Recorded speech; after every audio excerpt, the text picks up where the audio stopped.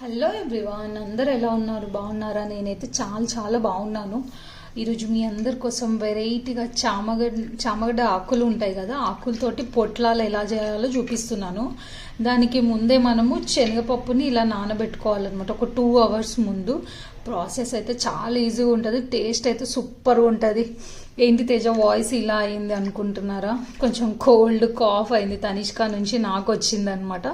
So ఇది ఎలా చేయాలో ఏంటి అనేది నేను చూపిస్తాను. చాలా ఈజీ ప్రాసెస్, టేస్ట్ అయితే సూపర్ ఉంటుంది.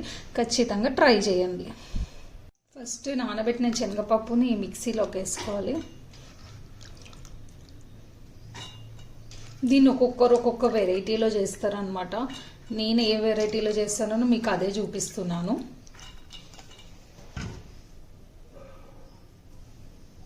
టేస్ట్కి తగ్గట్టు పచ్చిమిర్చి వేసుకోండి. ఇంకా కారం అంతా ఇక్కడనే వేసుకుంటాం కాబట్టి కరెక్ట్ మీకు టేస్ట్కి తగ్గట్టు చూసి వేసుకోండి. మళ్ళీ చప్పగా అయితే అంత బాగుండదు. కారం, ఉప్పు కూడా నేను ఇక్కడ మా తనిష్క కొంచెం కారం తక్కువ తింటుంది కాబట్టి కొంచెం తక్కువనే వేసిన. ఉప్పు అన్నీ వేసి కొంచెం కచ్చపచ్చగా పట్టుకోవాలి. మొత్తం ఇట్లా పిండిలాగా ఇట్లా ఎక్కువ మెత్తగా చేయొద్దు, కచ్చపచ్చగా పట్టుకోవాలన్నమాట. నేను గ్రైండ్ చేసి చూపిస్తాను ఇప్పుడు మీకు. ఇప్పుడు మనం కచ్చపచ్చగా పట్టుకున్న దాన్ని ఒక గిన్నెలోకి వేసుకోవాలి.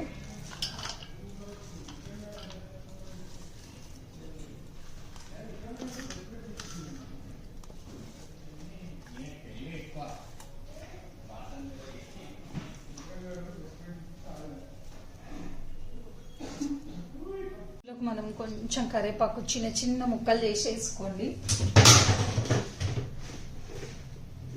నెక్స్ట్ జీలకర్ర వేసుకోవాలి, 1 స్పూన్ వేసుకోండి.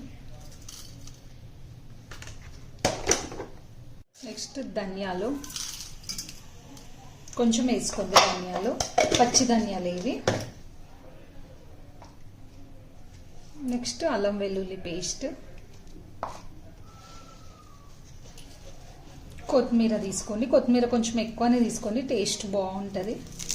చిన్న చిన్న ముక్కలు కట్ చేసి వేసుకోండి.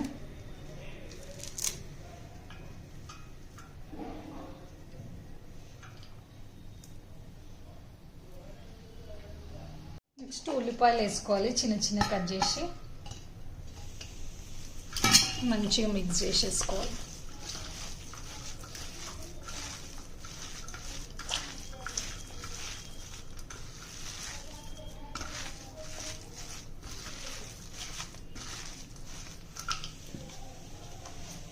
ఇవి చామగడ్డ ఆకులు అనమాట. నా దగ్గర చాలా పెద్ద పెద్దగా ఉన్నాయి అనమాట. నేను దీనిలో ఎట్లా స్టఫ్ చేసుకోవాలి ఏందనేది చూపిస్తాను మీకు ఇప్పుడు. ఫస్ట్ ఇట్లా ఒక ఆకు తీసుకొని దీనిలోకి కొంచెం స్టఫ్ తీసుకోవాలి.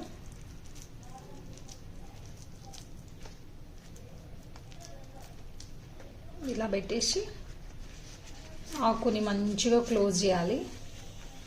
అది మనము ఫ్రై చేసినప్పుడు కొంతమంది బాయిల్ చేసుకుంటారు, బాయిల్ చేసినప్పుడైనా ఫ్రై చేసినప్పుడైనా బయటకు రాకుండా ఉండడానికి ఇట్లా మంచిగా పెట్టుకొని దారంతో కట్టుకోవాలి. నేను చూపిస్తాను మీకు ఇప్పుడు. ఇలా దారంతో కట్టుకోవాలన్నమాట. తినేటప్పుడు దారంతో పాటు తినకండి, దారం తీసి తినండి. మంచిగా కట్టుకుంటే పొట్లాలు రెడీ అయిపోతాయి. ఇలా అన్ని పొట్లాలు కట్టి పెట్టుకోవాలి. తినేటప్పుడు ముందే చెప్తున్నా, దారం తీసి తినండి. మళ్ళీ చెప్తున్నా, మళ్ళీ మీరు దారం పెట్టారు కదా, దారం కూడా తినాలని అంటారు. దారం తీసి తినాలన్నమాట. దీన్ని చాలామంది స్టీమ్ చేసి కూడా చేసుకుంటారనమాట. నేనేమో కొంచెం ఆయిల్ వేసి డీప్ ఫ్రై చేస్తానమాట.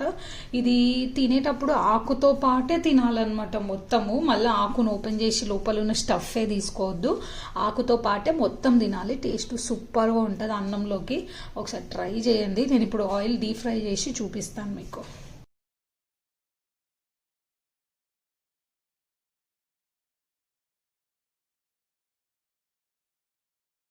ఇప్పుడు ఆయిల్ వేడెక్కినాక సిమ్లోనే పెట్టుకొని ఒకటొకటి తీసుకోవాలి.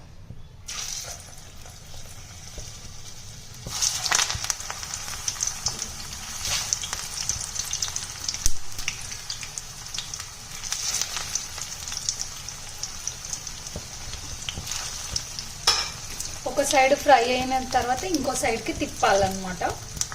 సిమ్లోనే పెట్టి కుక్ చేసుకోండి, ఎందుకంటే లోపల మంచిగా కుక్ అవ్వాలి కాబట్టి సిమ్లోనే పెట్టి కుక్ చేసుకోండి. టేస్ట్ అయితే సూపర్గా ఉంటుంది, అసలుకి ఖచ్చితంగా ట్రై చేయండి.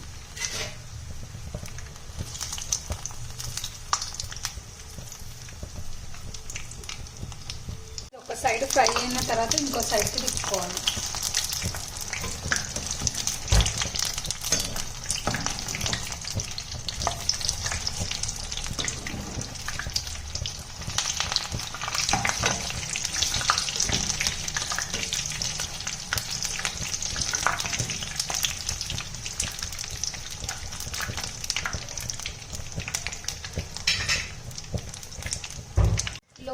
లో ఫ్లేమ్లో ఇప్పుడు మంచిగా ఫ్రై అయినాయి.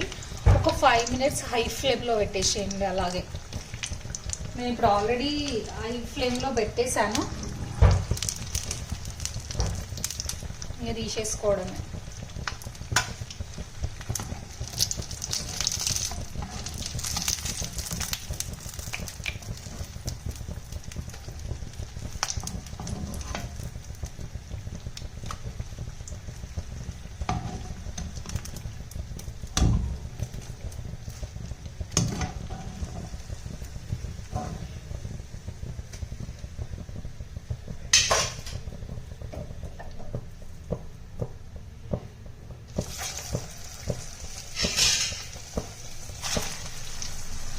మళ్ళీ నెక్స్ట్ రౌండ్ వేసాను అనమాట.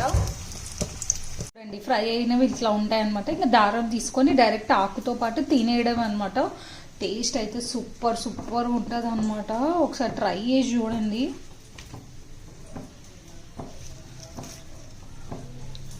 నేను ఈరోజు పప్పు చేశాను, పప్పు పక్కకి స్టఫ్ లాగా బాగుంటుంది అనమాట.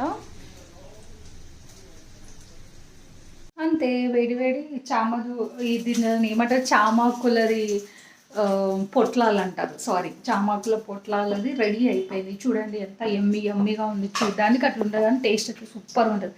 ఖచ్చితంగా ట్రై చేయండి. అలాగే ఇంకెవరైనా సబ్స్క్రైబ్ చేసుకోకపోతే సబ్స్క్రైబ్ చేయండి. Thank you, bye bye.